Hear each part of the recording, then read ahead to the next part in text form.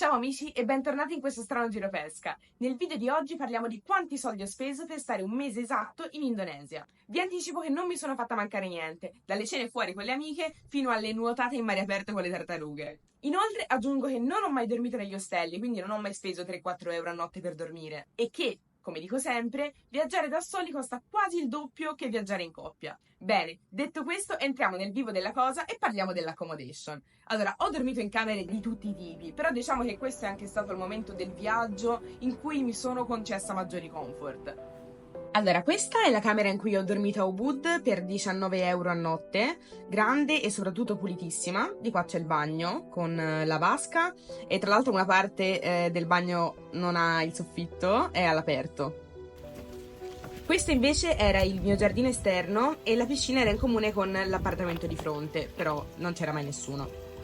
Questo è stato un vero e proprio sfizio, diciamolo. È un albergo bellissimo a Canggu dove ho dormito per una sola notte. Visto che in agosto costa oltre 100 euro, mentre avevo l'occasione, essendo maggio, di spenderne solo 49, ho detto, ma perché no?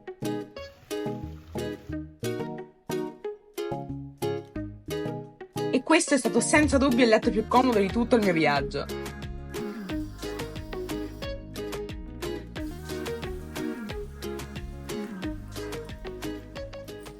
Anche perché aprile-maggio è quel periodo dell'anno in cui in Indonesia è bassa media stagione e quindi le camere che ad agosto costano tantissimo, in questo periodo costavano poco di più delle altre, quindi ho preferito concedermi di stare molto bene spendendo poco di più.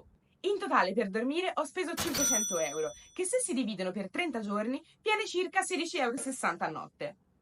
Passiamo all'argomento cibo. Allora, c'è da dire che ci sono stati giorni in cui praticamente ho pranzato con la frutta, perché è una cosa che in estate mi piace tantissimo fare. Ma ci sono stati anche giorni in cui sono andata a cena fuori in veri e propri ristoranti. Ah, piccolo consiglio, il mio ristorante preferito a Bali si chiama Warung Bernardet e si trova sia nella città di Ubud che in quella di Seminyak. Si spende poco e si mangia benissimo.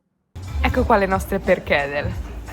Praticamente sono delle frittelle di mais croccanti. Assaggiamo ovviamente con le mani.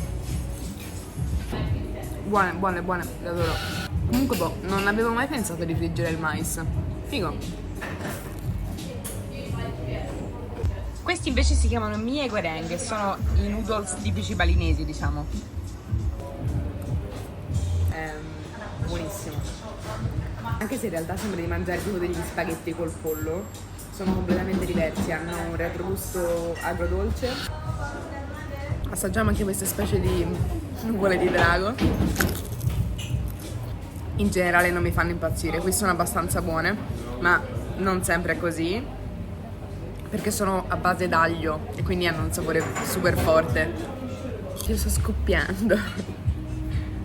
Abbiamo speso 149.000, che sono circa 8,80 euro, 8,50 euro, una cosa del genere. Ok, si è concluso il... Yeah? Oh wow! Dadar gulung, Indonesian roll pancake with coconut butter and plum sugar. Thank you so much! You're welcome. You put the sugar inside the coconut will be nice. I put the sugar inside. Ok. Thank you so much. So kind. Allora, mi hanno dato, che bello, mi hanno portato questi dolcetti da assaggiare, fumanti, bellissimi. Wow, non so cosa dire. Direi che è la puntata giusta. Eccoli, ve li faccio vedere per bene. Sono delle crepe ripiene di cocco con dello sciroppo zuccherato di palma. Allora, lei mi ha detto inzuppali o mettici insomma lo sciroppo dentro, vediamo un po'.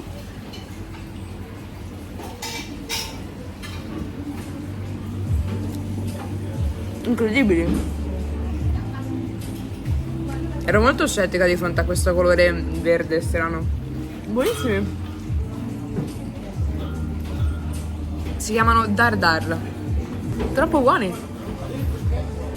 La pasta della crepe è estremamente morbida, liscia, piacevole in bocca e il cocco è quasi insapore, cioè sa di cocco ma non dà né dolcezza né acidità, è un sapore molto neutro.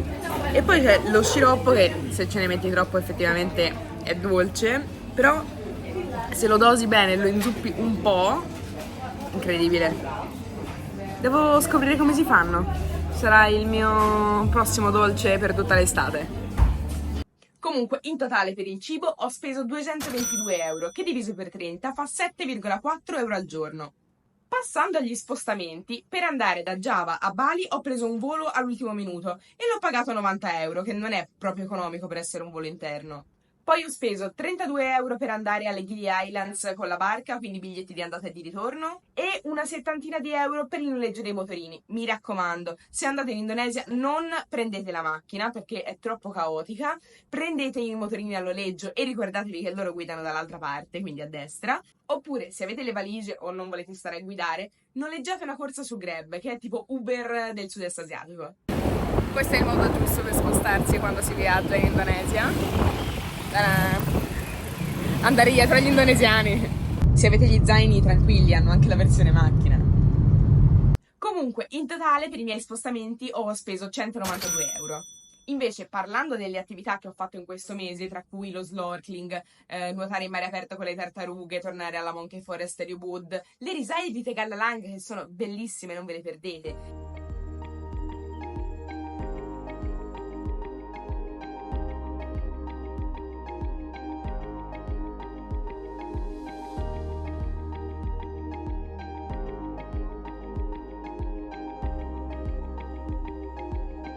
Me le ricordavo belle, ma devo dire che il ricordo non rendeva giustizia poi effettivamente. È uno scenario, quello del terrazzamento delle risaie, così tanto singolare da essere molto accattivante, molto piacevole, come se ci fosse un rilascio di endorfine. Non lo so, è veramente bello, fa star bene. E l'ingresso ai vari templi, quindi parliamo di ticket in generale, ho speso in tutto 42 euro. Infine, per quanto riguarda gli extra, quindi per esempio il visto d'ingresso che hanno introdotto da poco nel 2019 per esempio non c'era, per cui ho speso 32 euro. Un vestito, un cappello, 2 o 3 cartoline, 3 o 4 calamite e poco altro, ho speso in tutto 68 euro. Quindi, facendo un rapido conto, per stare un mese in Indonesia ho speso 982 euro. Che divisi per 30 giorni fanno 32,7 euro al giorno. Ho speso poco, ho speso tanto, voi fatemelo sapere come sempre nei commenti. Vi ringrazio per essere stati con me anche questa domenica e ci vediamo domenica prossima nel nuovo video su Singapore.